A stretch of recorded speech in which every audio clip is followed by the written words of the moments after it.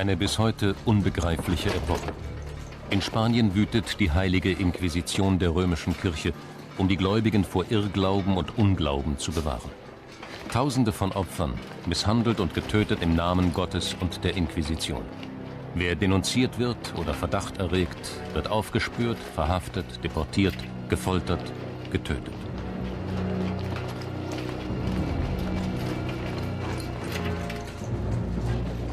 Ein Dominikanermönch macht sich zum Führer dieser Bewegung. Sein Name Tomás de Torquemada.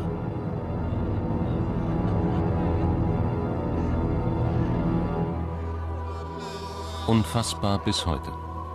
In Deutschland werden Männer und Frauen zu Hexen und Zauberern erklärt, gefangen gesetzt und hochnotpeinlich befragt. Aber Tausende werden geopfert. Weltliche und kirchliche Gerichte arbeiten Hand in Hand. Hexenkommissare terrorisieren das Land. Ein Jesuitenpater macht sich zum entschlossenen Gegner dieses Wahns. Friedrich Spee von Langenfeld.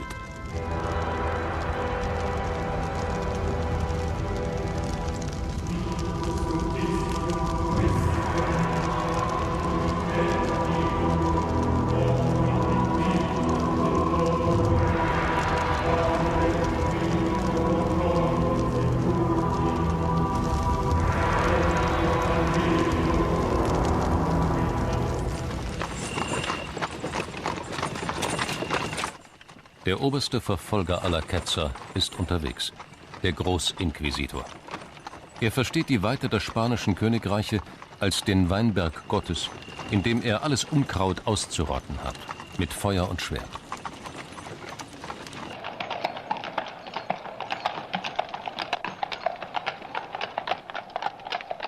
Die Ankunft des Inquisitors macht die Mauern der Stadt zu Gefängnismauern. Von diesem Augenblick an darf niemand mehr die Stadt verlassen. Mit dem Auftritt des Großinquisitors beginnt eine gespenstische Szene. Schon die Titel seiner Ernennungsurkunde strahlen Macht aus. Bruder Tomás de Torquemada, Mönch des Ordens der Predigtbrüder, Beichtvater des Königs und der Königin, Generalinquisitor in all ihren Königreichen und Besitzungen, ernannt und bevollmächtigt durch den heiligen apostolischen Stuhl. Der Schatten der Inquisition legt sich über alle. Der Inquisitor wird dazu auffordern, jeden anzuzeigen, der irgendwie verdächtig ist. Kinder sollen ihre Eltern, Eheleute ihre Partner, Nachbarn ihre Nachbarn denunzieren. No ayudar a la Santa Inquisición es pecar contra Dios y contra su Iglesia. Die Predigt des Großinquisitors schüchtert die Zuhörer ein. Das einfache Volk ahnt die Macht der Inquisition. Wer nicht für sie ist, ist gegen sie.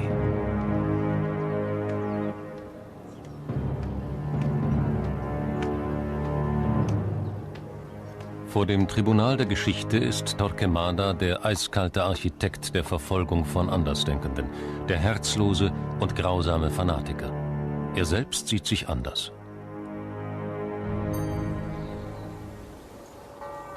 In Segovia war der junge Tomás de Torquemada in das Dominikanerkloster Santa Cruz eingetreten. Hier bildet sich das Weltbild des Mönchs. Die katholischen Könige kniend vor der Mutter Gottes, aber über ihnen, unmittelbar vor dem gekreuzigten Jesus, die Dominikaner. Der Maler Pedro Berruguete stellt Dominikus, den Gründer des Dominikanerordens, als Großinquisitor dar, der den Vorsitz des sogenannten Auto da Fe führt, dem Akt des Glaubens. Wo er ist oben. Die Angeklagten sind unten, umgeben von ihren Häschern, in entwürdigender Nacktheit inmitten eines öffentlichen und deshalb umso mehr demütigenden Schauspiels. Rastlos eilt der Großinquisitor übers Land. Seine Bilanz in 18 Jahren: zwischen 5.000 und 10.000 Menschen, die auf dem Scheiterhaufen enden. Das Feuer der Inquisition ist zum Instrument des Terrors geworden. Tomás de Torquemada ermächtigt und unterstützt von allerhöchster Autorität. Im Jahr 1488, Bulle des Papstes Innozenz VIII. Er ermächtigt den Bruder Tomás de Torquemada, Generalinquisitor dieser Königreiche, zur Ernennung von 2 Notaren für die Angelegenheiten der Inquisition. Im Kloster Santo Tomás in Ávila ist das Andenken an Torquemada, den Gründer des Klosters, lebendig, obgleich sein Grab verschollen ist. Der Chor, in den die heutigen Dominikaner einziehen, diente zu Torquemadas Zeiten auch als Tribunal. Der Großinquisitor gilt einigen bis heute als ehrenwerter Mann. Er habe Spanien durch seine Intoleranz und Härte im Glauben geeint und damit vor den Religionskriegen bewahrt, die wenige Jahrzehnte später das übrige Europa verwüsteten. No nos dejes caer en la tentación y líbranos del mal. Nach alten Prozessakten rekonstruieren wir die Geschichte eines angeblichen Kindermordes. Auch Torquemada sollte ermordet werden. Der Versuch scheitert. Der Bedrohte wird zum Richter. Ein klarer Fall, so scheint es. Du bist angeklagt, ein christliches Kind ermordet zu haben, ihm das Herz aus dem Leibe gerissen und daraus ein Gift gezaubert zu haben. Mit diesem Gift wolltet ihr mich, den Generalinquisitor, töten. Wer waren deine Mittäter? Die Anklageschrift gleicht einer Schauerlegende. Im Schatten der Kathedrale von Toledo sollen skrupellose Juden ein Verbrechen vorbereitet haben. Sie wollen die Inquisitoren ermorden. Sie entführen einen Jungen, den sie vor der Kirche aufgreifen. Im Dorf La Guardia wird er gefangen gehalten. Die alten Leute in den Straßen von La Guardia erzählen die Geschichte vom Kindermord weiter und auch, dass die Verschwörer in ihrer Kirche einen Helfershelfer hatten, den Sakristan. Er sollte die geweihte Hostie beschaffen, die mit Gift getränkt den Großinquisitor töten würde. In einer Höhle am Berg wird das entführte Kind bis aufs Blut gequält und am Karfreitag von den Juden gekreuzigt, so die Legende. Der Großinquisitor selbst überwacht die Stadt. Vor allem die zwangsgetauften Juden werden beobachtet. Wer kein Schweinefleisch isst oder am Sabbat nicht arbeitet, wird verdächtigt, insgeheim rückfällig geworden zu sein. Jeder Verdacht, jede Denunziation wird registriert. In besonderen Briefkästen kann jeder jeden anzeigen. Das Zusammenspiel zwischen Schreibtischtätern und eingeschüchterten Bürgern funktioniert unter der Oberfläche einer scheinbaren Normalität, so kalt und gnadenlos wie eh und je.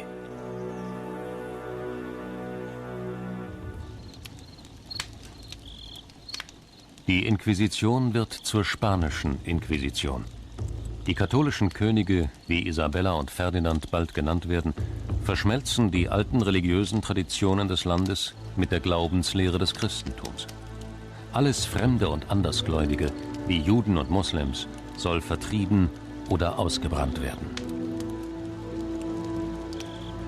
An diesem magischen Ort hatte Kastiliens Ritterschaft die 23-jährige Isabella zur Königin gewählt.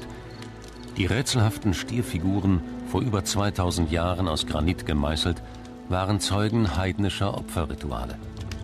Mit der Wahl Isabellas wird hier wieder über das Schicksal von Opfern entschieden. Unter der neuen Königin beginnen harte Zeiten der Verfolgung Andersdenkender. Es beginnt aber auch das goldene Zeitalter Spaniens. Die Herrscher der Vereinigten Königreiche nehmen ihre Residenz in Segovia. Im Alcázar hatte die junge Isabella als Thronfolgerin einen Beichtvater, den Dominikanerpater Torquemada, den späteren Großinquisitor. Seit Jahrhunderten ist Spanien der Schauplatz eines erbitterten Ringens zwischen 2 Kulturen, der muslimischen und der christlichen. Auf beiden Seiten Burgen mit mächtigen Wehrtürmen. Die Burgherren führen ein selbstherrliches Regiment. Isabella und Ferdinand aber brechen den Widerstand ihrer Granden. Die Zeit ist gekommen für die endgültige Rückeroberung Spaniens durch die Christen. Immer dabei der Inquisitor. Er begleitet das Königspaar nach Süden. Alle Ungläubigen müssen bekehrt, vertrieben oder getötet sein.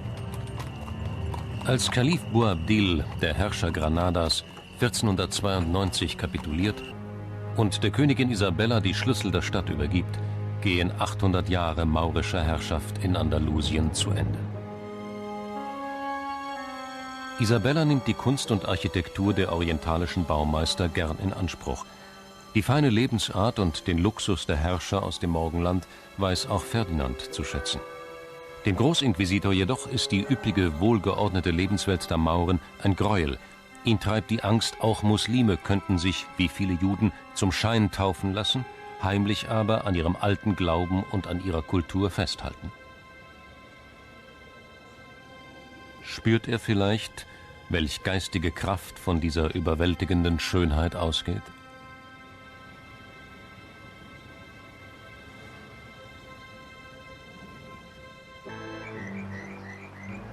Die Brücke über den Tajo führt nach Toledo. Hier, im Zentrum des jüdischen Lebens in Spanien, schlägt Torquemada eines seiner Hauptquartiere auf. Wo heute im Palacio Lorenzana die Universität ihren Anspruch auf Wissen und Weisheit geltend macht, richtet die Inquisition ihre Zentrale ein. Erhalten blieb nur der Grundriss. In zahllosen Räumen wurde der Glaube verwaltet und die Verfolgung der Gegner organisiert. In den Schreibstuben führten Notare und Sekretäre die Prozessprotokolle und Personalakten. Der Kopf dieses Apparates ist Torquemada. Seine Helfer, die Familiares, schwärmen aus, um Ketzer aufzuspüren, tauchen überraschend auf, ergreifen ihre Opfer.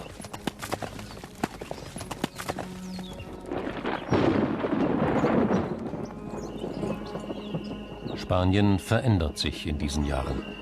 Wo maurische Bauern ihre Gärten bestellten und ihre Bewässerungsanlagen bauten, schicken die neuen Herren nur noch Schafherden übers Land. Gut für sie, aber die Bauern verarmen. Das sonnendurchglühte Land der Mancha verkarstet.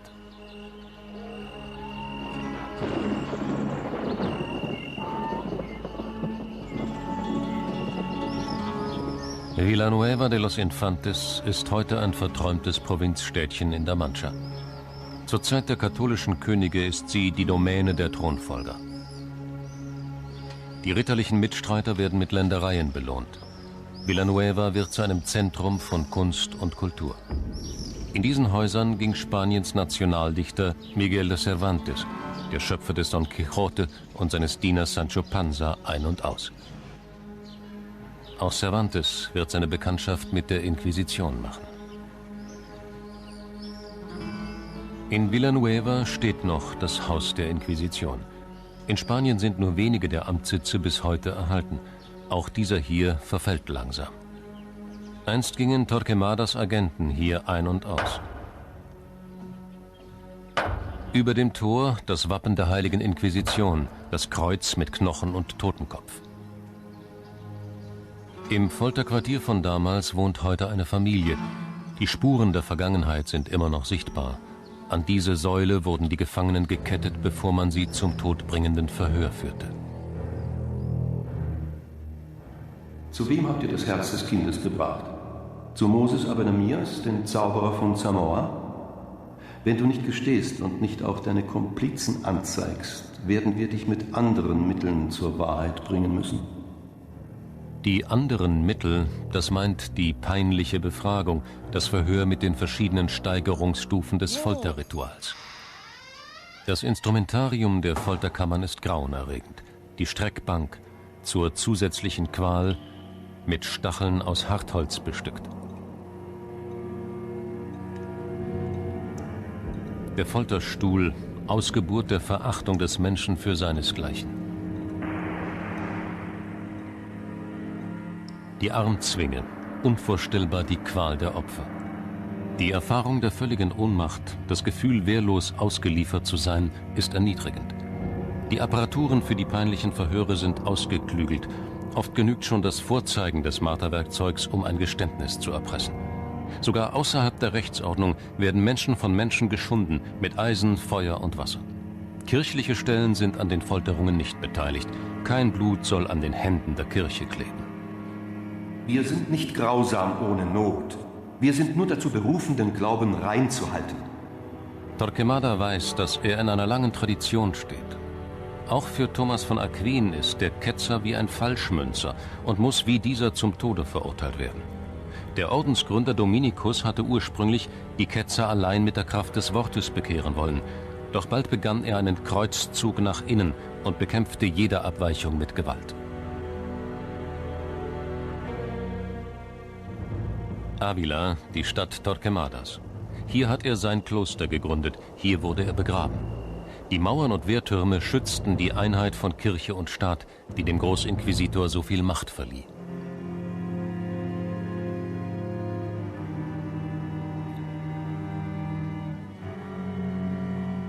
Die Lust an der Grausamkeit und ihrer Darstellung reicht über Jahrhunderte hinweg. Hier auf einem Relief in der Kirche San Vicente in Ávila wird eine ähnliche Geschichte erzählt wie in La Guardia. Im 4. Jahrhundert sollen die Römer christliche Kinder zu Tode gequält haben. Nach der Legende, die in der Kirche erzählt wird, wurden die Kinder gehängt, gerädert und zwischen Balken zerquetscht.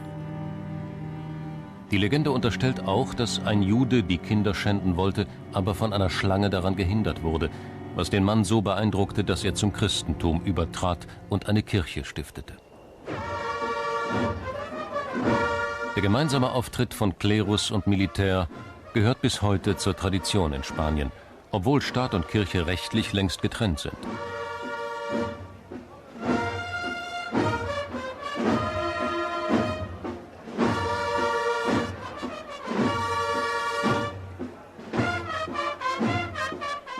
Im Reich der katholischen Majestäten gab es noch ganz selbstverständlich die Vorstellung, ein Volk, ein Reich, ein Herrscher und ein einziger Glaube. Wer diesen Glauben nicht teilt, ist ein Feind der Kirche und des Staates. Der Pater aus dem Kloster in Ávila glaubt bis heute an die Propaganda von damals. Benito García, einer der Täter bei der Ermordung des Kindes von La Guardia, wurde in die Stadt Zamora geschickt, um den klügsten Rabbi Spaniens zu konsultieren. Dieser sollte aus der geschändeten Hostie und dem Herzen des Jungen ein Zaubermittel herstellen, um alle Inquisitoren zu vergiften. Die Geständnisse wurden mit Gewalt erzwungen. Kein Wunder, dass die klassischen Vorwürfe wie Kindesmord und Hostienschändung immer wieder zugegeben wurden. Auch die Beschuldigten von La Guardia haben die Verbrechen gestanden. Der zeitgenössische Holzschnitt zeigt ein peinliches Verhör. Wie über etwas Selbstverständliches berichtet der Künstler über die Verhandlung.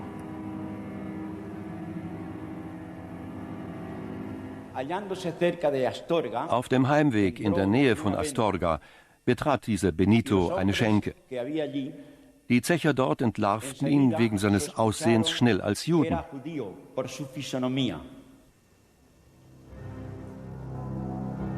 Der asketische, selbstlose Inquisitor glaubt, von seinem Richterstuhl aus die Welt christlich und die kirchliche Lehre rein halten zu können.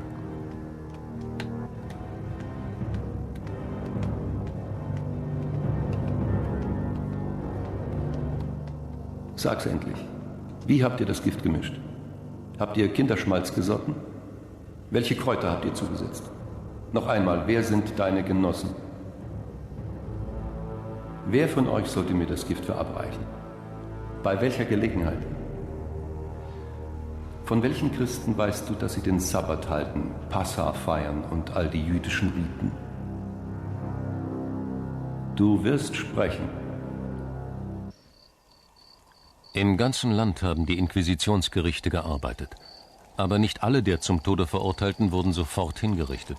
Viele wurden aufgespart für ein festliches Auto da fe, den Akt des Glaubens. In trauriger Prozession ziehen sie zum Festplatz.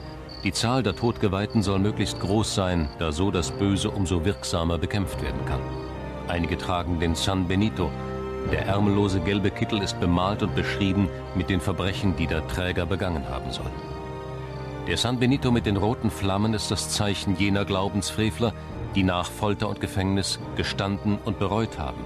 Ihnen wird eine besondere Gnade zuteil. Sie werden nicht bei lebendigem Leib verbrannt, sondern vorher erwürgt. Das Gesicht der Verantwortlichen bleibt verborgen, ihre Namen sind vergessen, aber ihre Taten sind aufgezeichnet im Gedächtnis der Geschichte. Das Castillo de Simancas. Hier ließ Kaiser Karl V.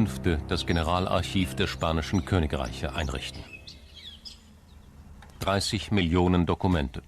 darunter auch viele Akten der Inquisition. Sie belegen, wie total der Zugriff auf das Denken war. Nach der Einführung der Bücherzensur ist es verboten, Schriften herzustellen, zu vertreiben, zu besitzen oder gar zu lesen, in denen Juden oder Muslime positiv dargestellt sind.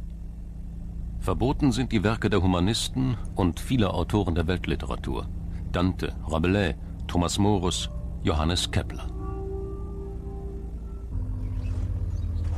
Auch in Portugal soll die Inquisition eingeführt werden. Als eine Tochter Karls V.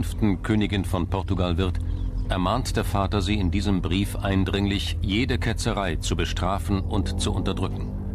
Gezeichnet Carlos.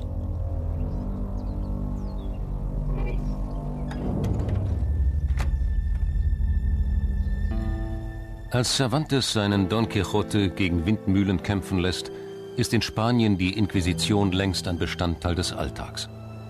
Der Ritter von der traurigen Gestalt erscheint den Glaubenswächtern wie ein Narr, hinter dem Cervantes in Wahrheit aber seine Kritik an den Verhältnissen versteckt. Das Misstrauen gegen alles und jeden lähmt das geistige Leben im Land und bringt jede Entwicklung zum Erliegen. Die Plaza Mayor in Madrid. Ein historischer Ort für Turniere, Pferderennen und Stierkämpfe. Bei einem Auto da Fe, dem großen Inquisitionsritual, werden die Tribünen für den König, den Adel, die Mönche, die Angeklagten und an höchster Stelle für den Großinquisitor gebaut. Der Großinquisitor ist längst nicht mehr der einfache Mönch. Er ist mit allen Zeichen geistlicher und weltlicher Macht ausgestattet. Dem Auto da Fe folgt die Hinrichtung der Verurteilten. Die Messen sind gelesen, die Predigten gehalten, die Urteile verkündet. Jetzt gehen die Henker ans Werk.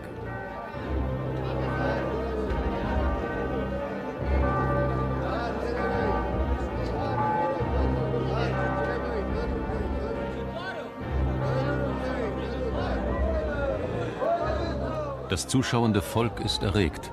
Das menschliche Mitgefühl der Menge ist ersetzt durch die Abwehr des Leidens und den Wunsch, das vermeintlich Böse zu vernichten.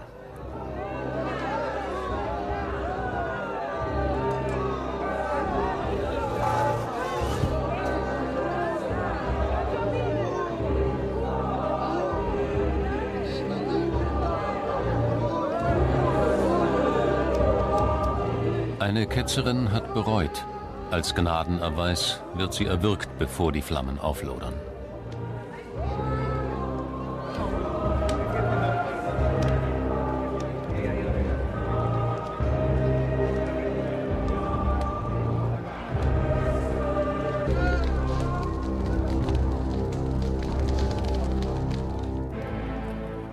Das Feuer der Inquisition wird weitergetragen.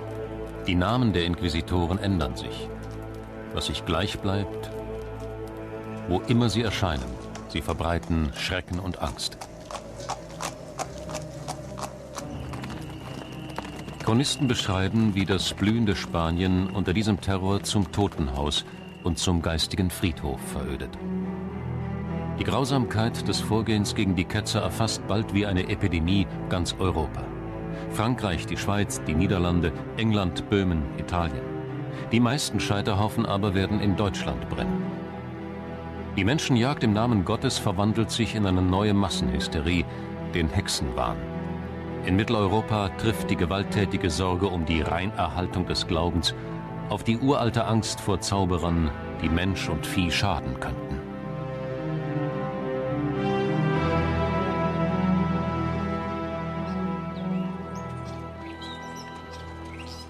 Der Jesuitenpater Friedrich Spee von Langenfeld muss als geistlicher Beistand viele Menschen zum Scheiterhaufen begleiten.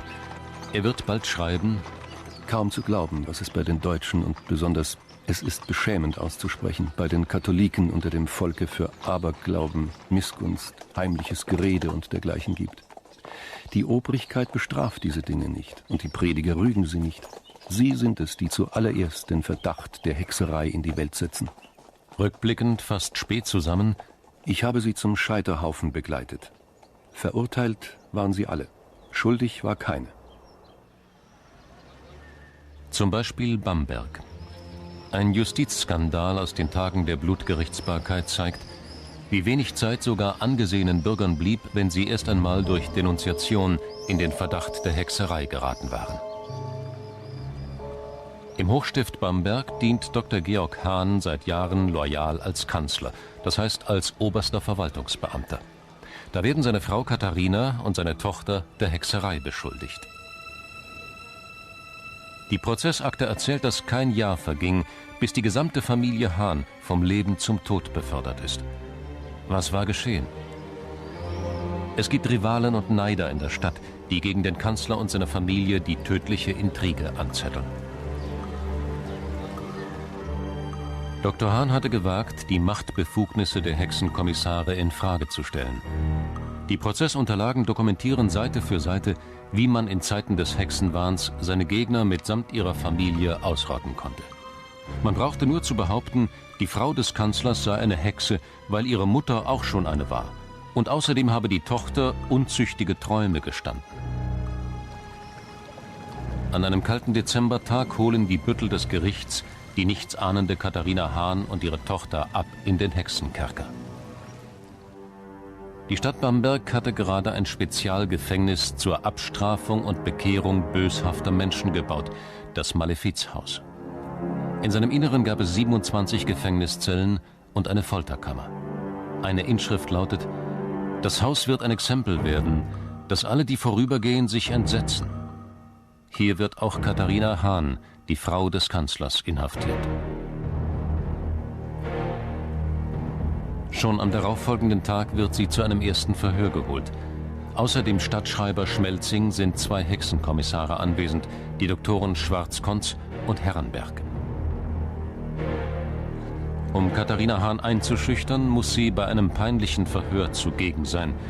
Im Protokoll heißt es, sie habe trotzdem alle Beschuldigungen zurückgewiesen. Aber auch hier gilt, was Friedrich Spee, der Zeuge vieler Verfahren, schrieb: Wer einmal angeklagt wird, ist nicht mehr zu retten. Zum einleitenden Ritual des peinlichen Verhörs gehört die Hexenprobe. Durch die Prozedur soll das Nichtbeweisbare bewiesen werden. Das Opfer soll die Vorbereitungen miterleben.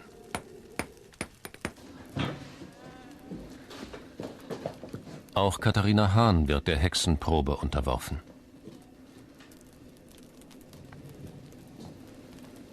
Die Richter suchen bei ihr nach einem Mal oder einer Warze. Für die Ermittler steckt hinter jeder Hexe die Fratze des Teufels. Wenn sie einer Frau vorwerfen, sie stehe mit dem Satan im Bunde, dann sind es seine Züge, in denen sie wie in einem Spiegel die eigenen Abgründe erkennen müssen.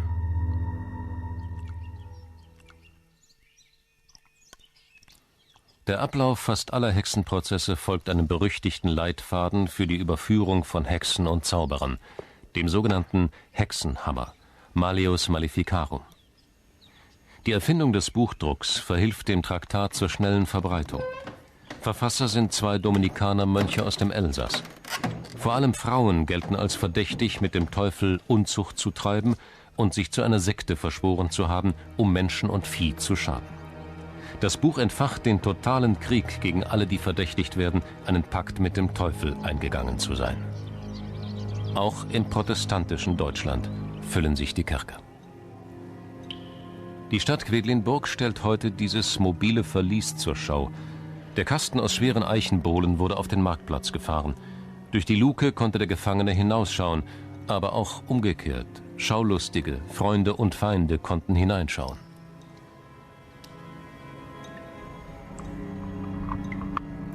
Ursprünglich für einen unliebsamen Raubgrafen gebaut, soll der Kasten nach dem 14. Jahrhundert auch für andere Gefangene genutzt worden sein.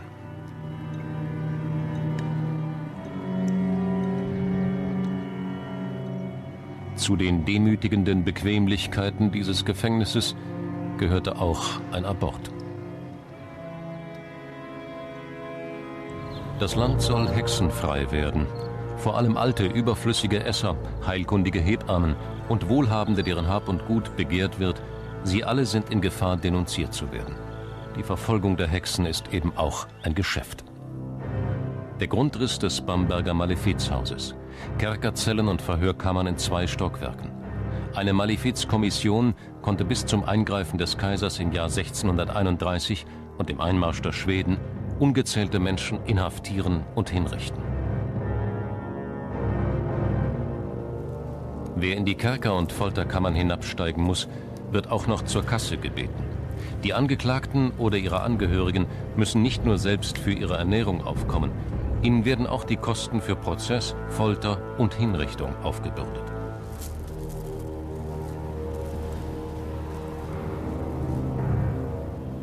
Zum Ritual des Hexenprozesses gehört die Vorführung der Folterinstrumente. Die Streckbank, die Daumenschrauben, der Block, das Beil zum Abtrennen von Gliedmaßen, der eiserne Folterstuhl. Im Hexenhammer heißt es: Während die Werkzeuge aufgestellt werden, sollen die Richter den peinlich zu Verhörenden bewegen, die Wahrheit frei zu gestehen. Wenn er nicht gestehen will, übergeben sie ihn den Bütteln. Das Lehrbuch der Scharfrichter hat es vorgeschrieben. Wenn die Verhörte nicht hat gestehen wollen, sollen ihr andere Folterwerkzeuge hingelegt werden, mit den Worten, dass sie aushalten muss, wenn sie die Wahrheit nicht gesteht.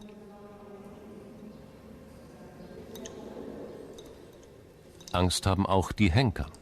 Sie befürchten, dass der Teufel seine Buhlinnen befreit oder in der Nacht besucht, um so, gestärkt durch die Unzucht, noch mehr Unheil anzurichten. Der Hexenhammer ist voll von Überlegungen, wie der Dämon mit einer Hexe Kontakt haben kann, wie er, der doch aus Luft besteht, fleischliche Handlungen vollbringen kann. Eine schwere Tür soll den Dämon am Besuch hindern und die Folterknechte vor Rachezauber schützen. Der Prozess gegen Katharina Hahn nimmt seinen Lauf. Die Hexenkommissare haben es eilig, trotzdem wird penibel Protokoll geführt. Die Akten berichten, der Hochstiftskanzler Dr. Georg Hahn ist nach Speyer geritten, zum Reichsgericht, um Rechtshilfe zu erwirken. Er will seine Familie retten, ahnt noch nicht, dass jede Hilfe zu spät kommen wird. Die Mitglieder der Scharfrichtergesellschaft haben mit Hilfe des Hexenhammers längst entschieden, dass Katharina Hahn eine Hexe ist. Die Zusammenfassung der Folter hat ergeben: Katharina Hahn leugnet Gott. Das Bamberger Protokoll notiert mit trockener Routine, welchen Torturen Katharina Hahn vor ihrem Tod ausgesetzt ist. Der Hänin werden Beinschrauben angelegt, sie jammert und möchte gern sterben, noch immer leugnet sie. Dann wird sie 75 Minuten auf den Bock gesetzt. Jetzt gesteht sie, der Teufel habe sie vor 25 Jahren verführt. Sie wolle büßen und alles bekennen. Die Herren möchten Geduld mit ihr haben.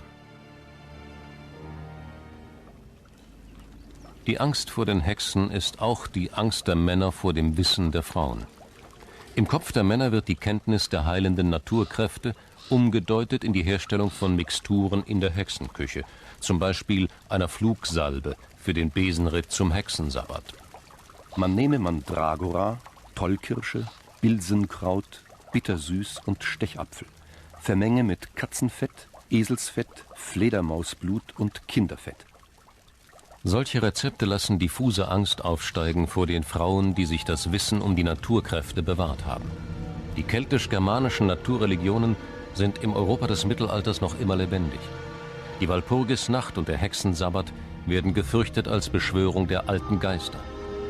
In der Fantasie der Menschen fliegen behexte Frauen auf ihren Besenstielen zum Hexentanzplatz auf dem Blocksberg, um sich mit ihresgleichen zu treffen. Und auch die Teufel und Unterteufel sind da, um sich mit den Weibern zu paaren und dadurch das Böse in die Welt zu setzen. Deutschland leidet unter der Last des Aberglaubens. Eine Chronik jener Zeit beschreibt die Lage. Nirgends gab es Treu und Glauben. Es gab keine Ehrfurcht vor der ererbten Religion. Auch nicht die Spur von Gesetzen wurde beachtet. Die Zeiten waren roh. Diese Mundbirne sollte das Opfer daran hindern, laut zu schreien. Dass ein derartiges Gerät sorgfältig verziert wurde, gehört wohl zu den Versuchen, das Unfassliche zu verharmlosen. Sie ist zum Glück die Ausgeburt einer späteren Schreckensfantasie, die eiserne Jungfrau. Diese Tötungsmaschine wurde erst im 19. Jahrhundert gebaut, nicht um sie anzuwenden, sondern um die Fantasie anzuheizen. Die Lust des Menschen an der Grausamkeit ist offenbar so groß, dass ihm selbst die fürchterlichste historische Wahrheit noch nicht ausreicht.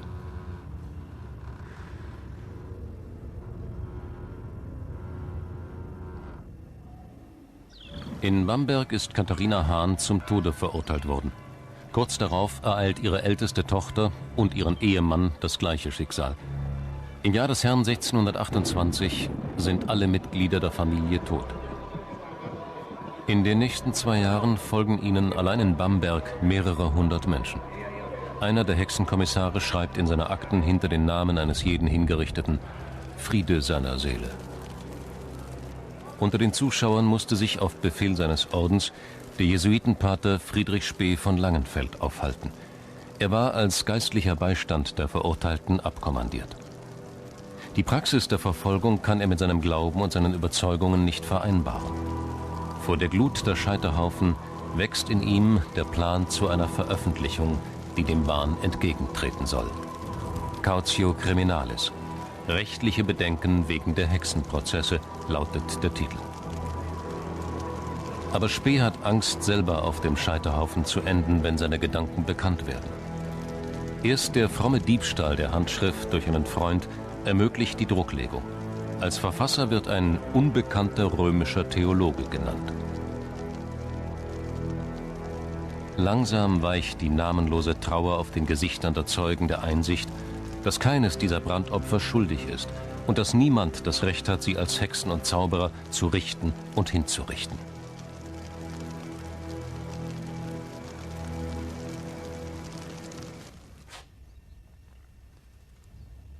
In diesem Archiv in Poznań stoßen wir auf Akten, die überraschend sind. Zusammentragen ließ sie ein Mann, der vielen als der personifizierte Teufel selbst gilt: Heinrich Himmler, Führer der SS in Hitlers Nazireich. Sein Hexensonderkommando hatte die Aufgabe, alles greifbare Material über Hexenprozesse zusammenzutragen. Lange Listen mit Namen von Opfern der Hexenverfolgung in Deutschland. Welches Interesse hatte ein Mann wie Himmler an diesen Akten? Suchte er Belastungsmaterial gegen die Kirche? Oder wollte er aus den Terrormethoden der Vergangenheit lernen? Die Akten der SS geben das Geheimnis bis heute nicht preis. Auch der Prozess gegen Katharina Hahn und ihre Familie ist in Himmlers Hexenkartei registriert. Die Kopien des H-Sonderkommandos erfassen in 57 Punkten alle Angaben über die Personen und den Prozessverlauf: Name, Wohnort, Alter, Familienstand, Konfession, Besitz. Quelle: Staatsarchiv Bamberg. Friedrich Spee will nicht länger zusehen, wie die Sitten und Gefühle verwildern und die Rohheit der Justiz die Angst der Menschen vor Zauberern und Hexen, Teufeln und Dämonen verschärft. Er bekennt sich zu seinem Werk. Und da geschieht das Unerwartete. Er findet Beschützer unter den Bischöfen und im Jesuitenorden. Dann aber gerät Friedrich Spee in die Wirren des Dreißigjährigen Krieges. In Trier, bei der Pflege von Pestopfern, infiziert er sich mit der tödlichen Krankheit. Er stirbt nach wenigen Tagen im Alter von 44 Jahren. Er schrieb: Von dem, was in den Gerichten geschieht, vom Schrecken der Kerker, von der Last der Ketten, den Folterwerkzeugen, dem Jammer der Armen, von alledem haben Sie, die Theologen und Prälaten, nichts erfahren. Mit Spee begann die Überwindung des Hexenwahns innerhalb der Kirche. Dennoch setzen seine Argumente sich nur langsam durch. Die Scheiterhaufen lodern noch mehr als 150 Jahre.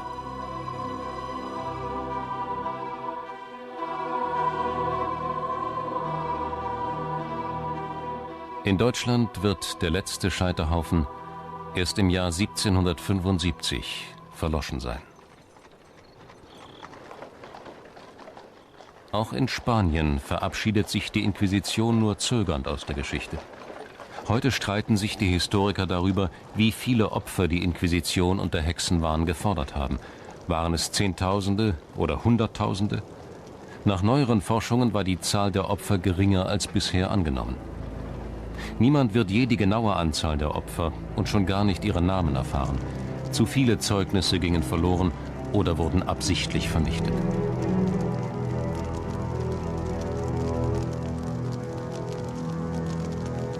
Und noch viel weniger kann man Antwort finden auf die Frage: Wie konnte es überhaupt passieren?